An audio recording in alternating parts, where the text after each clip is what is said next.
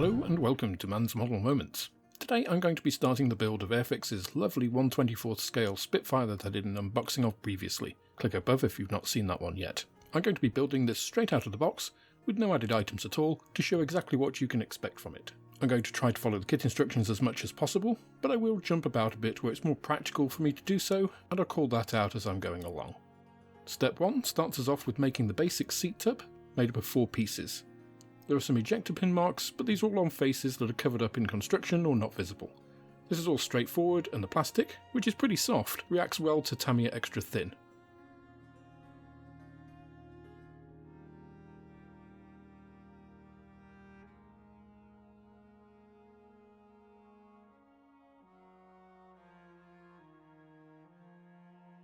The sides cement onto the bottom, and then the back has a cupped section which holds it at the right angle, and it's done in no time.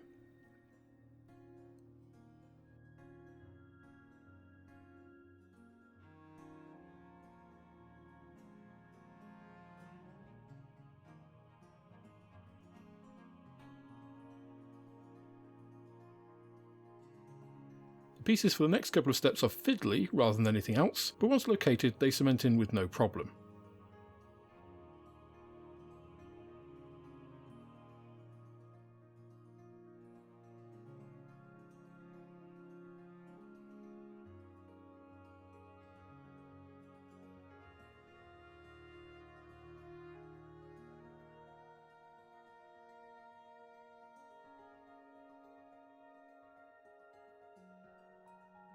It should be noted that piece D40 in step 3 really needs to be put in place before the seat is fully set, because it has little or no flex in it due to the triangle brace, and so if there's no give in the seat frame you're likely to break it trying to get it to locate. The pilot's armour is tackled in step 4, and this locates easily and cements onto a tab on the rear of the seat.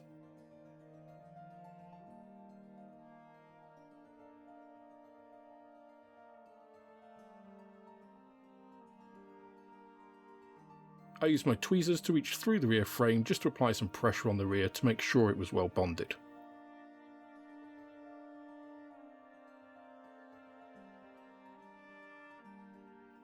Now I got a little carried away and went to step 6 before putting the seatbelts in place.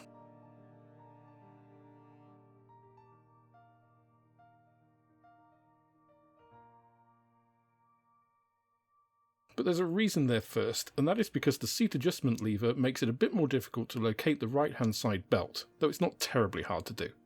The belts are a little thick, but not badly done, though I expect that many will opt for replacing them with aftermarket items. Step 6 is the aforementioned seat adjustment lever, which goes on without any problems.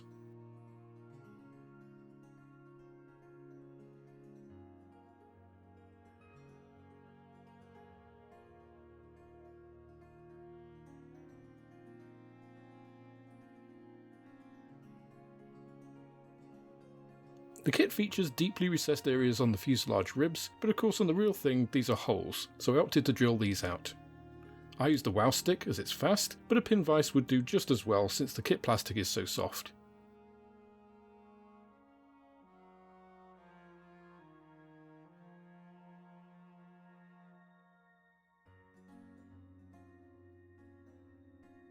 You'll need several different sizes of bit though, and some of them are quite large.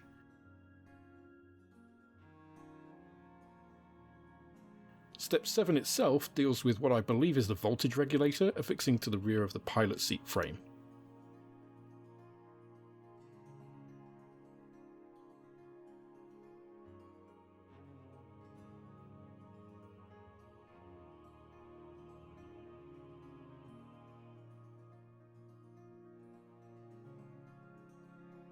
Step 8 attaches the pilot's head armour to the prior frame, which is simple and hassle-free too.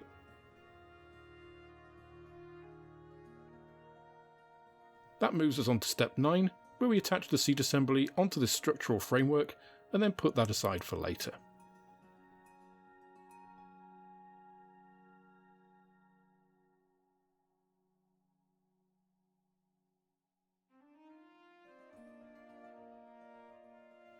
Step 10 starts us making up the cockpit floor with the rudder pedal pillar and 2 framing pieces.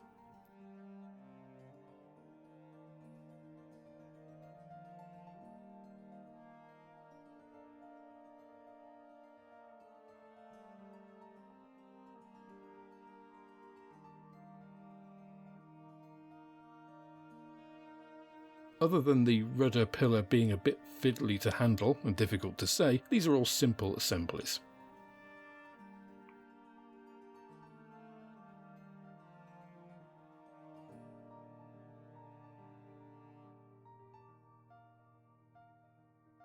Step 11 has a couple of pieces that go in either side of the floor, which fit very snugly. The only thing to be wary of is that you put them in the right sides, since they will both fit in both holes and they aren't the same.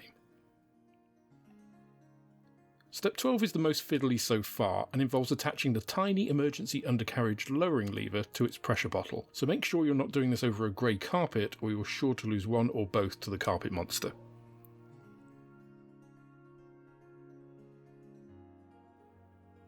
This subassembly is then attached to the starboard cockpit sidewall in step 13, together with a bunch of other pieces for the de-icing system. The pipes are a bit out of scale, but could easily be replaced with thinner wire.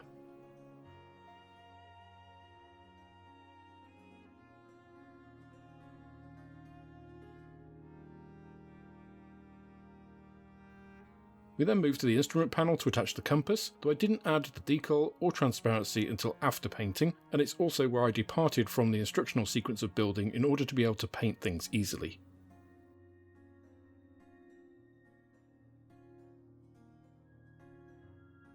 I thus skipped ahead to step 17 and attached the starboard cockpit wall to the floor. This is really nicely engineered to hold the two pieces at the correct angle with interlocking tabs, so some Tamiya thin and a bit of checking makes this nice and secure.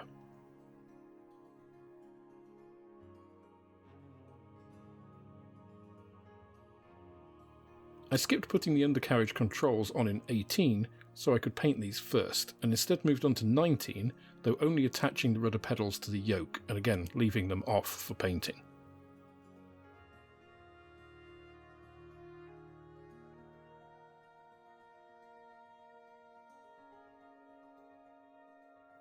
Steps 20 to 22 involve some of the major assembly steps, so again I skipped ahead to make more sub-assemblies for painting. Step 23 attaches the two rear structural rib sections in the cockpit, and as I could paint these with everything else, I cemented these in place after drilling them out as before.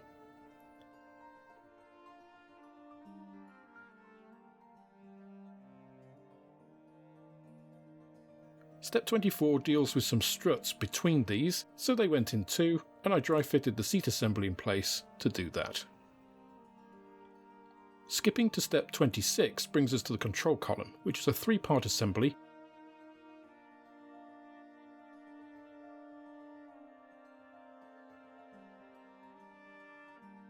One of them being a very small wheel brake lever. Once again, fiddly but not overly problematic.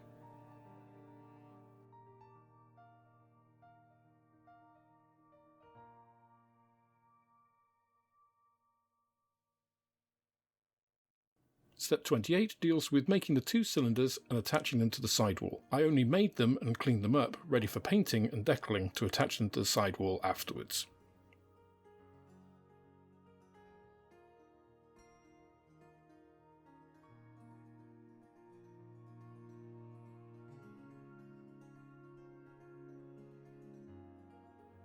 Step 29 then deals with the other items on the port sidewall, notably the throttle lever, map case and an electrical cover.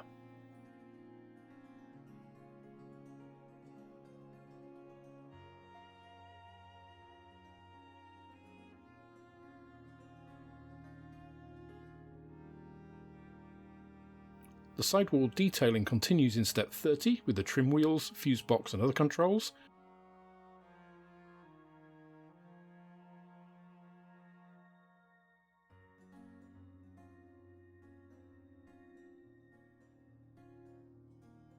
Once again, these are fiddly but not onerous.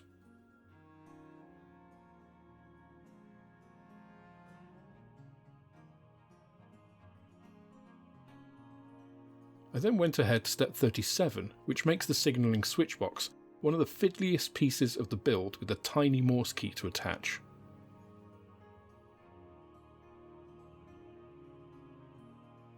Step 38 attaches an incredibly long electrical conduit, which I think is the headset radio connector, to a box towards the rear of the cockpit, and although it needs a bit of threading later on, I attached it now so I could paint it all together with the rest of the fuselage.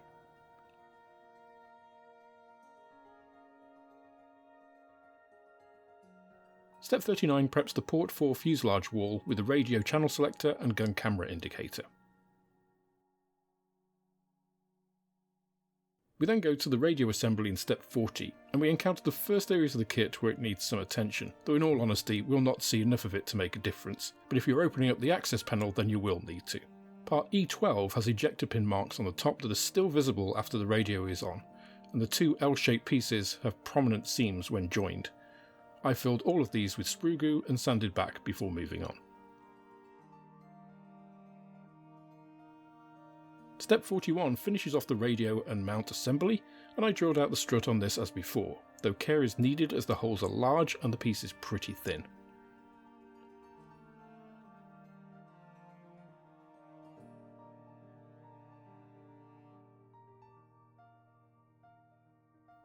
The last two pieces I wanted to assemble before painting were the cockpit door and the engine firewall. Step 44 covers the former, and as I wanted to have the door open, I attached the latching mechanism and crowbar to piece N12. This is another fiddly but not difficult step.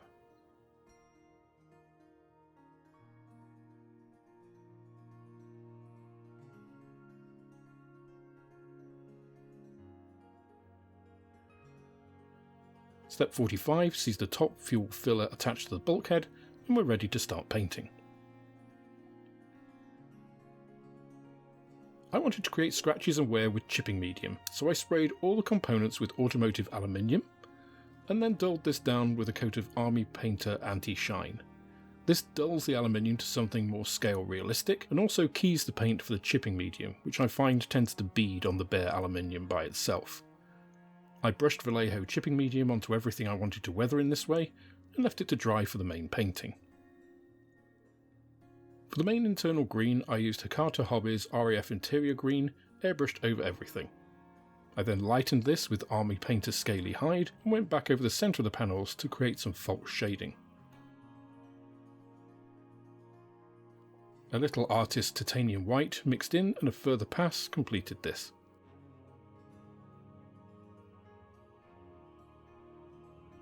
I find at least 3 shades are required for this to be effective. You can see the effect here on the fuselage, and yes, I am aware that generally the rears were not painted interior green, but as no one's going to see it, I don't care. Let's just say that the painters were a bit over-enthusiastic when assembling this Spitfire that day. Next I added some of the interior green to some of the heavy body white acrylic, making it thicker and more suitable for dry brushing, and gave everything a light dry brush. The trick here is not to go so heavy as to make things look chalky, and I wanted to go a little light as luminosity would be brought down by the oils in the next step. With all that done, next up was to hand paint all of the individual parts not in interior green. This took various blacks, browns, greys and so on, and required some care around some of the items, like this, where it's already attached to the interior green piece.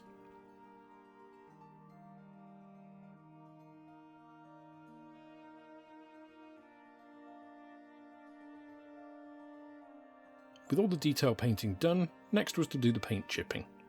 This is achieved by wetting the surface with water and using something like a cocktail stick to gently scratch through to the base layer below. The amount you put in is very much personal preference, pleasing results are not necessarily authentic and vice versa, so it's very much up to you.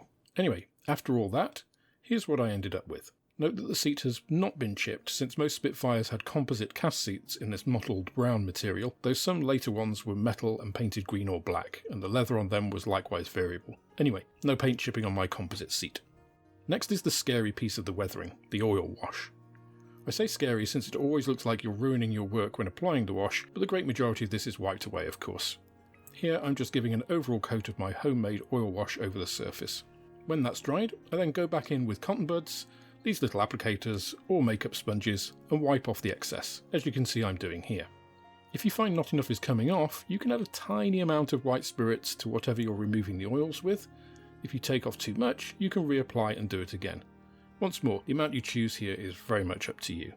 Now everything was painted and weathered, I could go back to those stages I'd waited for, the first being the compass decal and transparency.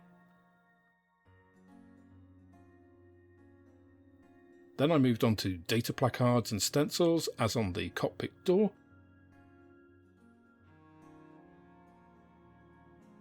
and those pressurised cylinders. That allowed me to drop back into the construction sequence at step 15 for the instrument panel.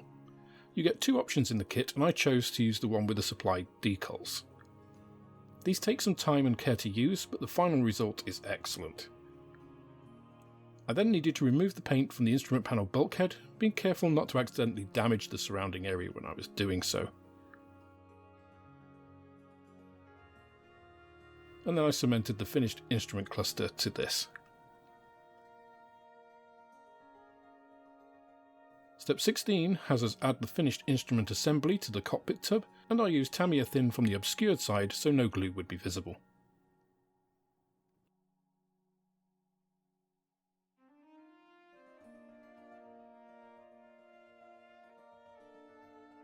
Step 18 brings in the undercarriage control block, which threads through the instrument panel bulkhead into the floor and attached to the right wall, which is easier than it sounds.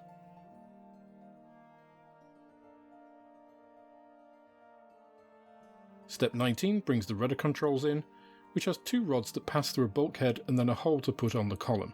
This is a bit tight, especially after painting, so I didn't even bother cementing it.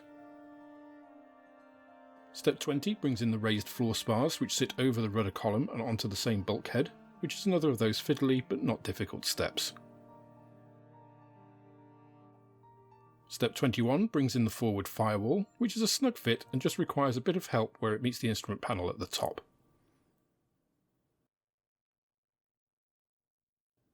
Step 22 brings in the pilot seat assembly, but before that I skipped to step 25 and added the main harness to this, as it's a tight fit through the upper armour and it's easier to do before putting it all in the main tub. That then brings us back to the main part of step 22, which requires a bit of jiggling because of the way I've done things, since I needed to thread that electrical conduit through the ribbing and negotiate the structural beam. Having said that, this was all pretty easy and it was cemented in place soon enough. The last part was gluing the pilot harness on the ribbing section, which I used a small clamp on to dry in place correctly. Step 27 is harder than you might imagine because the bottom of the joystick barely goes through the floor spars sideways, and then you need to twist it and locate it in its lugs.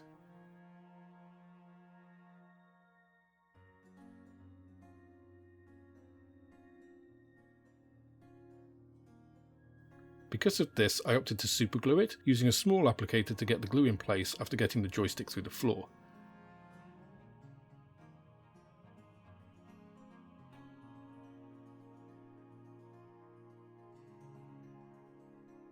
This still isn't easy, and I initially ended up putting it in backwards, though I did spot it and correct it later.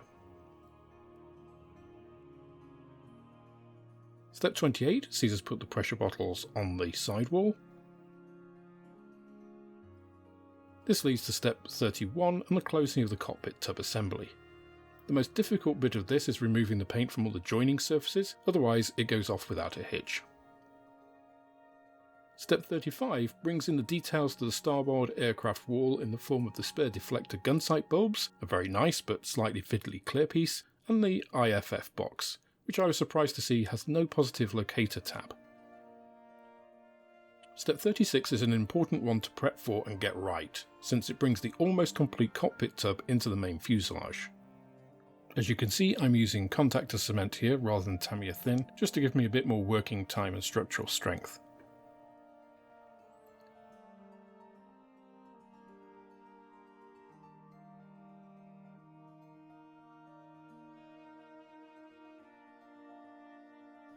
With the cockpit tub married to the fuselage, the signalling box can be put in, and the lines from it tucked behind the undercarriage assembly. Again, fiddly, but not problematic. Step 42 has us attach the radio assembly, which is aided by the side ribbing on the fuselage.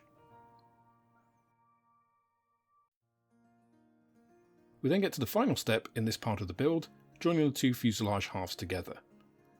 Proper prep to ensure everything is paint-free on mating surfaces pays off dividends here, as the engineering of this fit is incredibly precise, so any inaccuracies in your build will come to light now.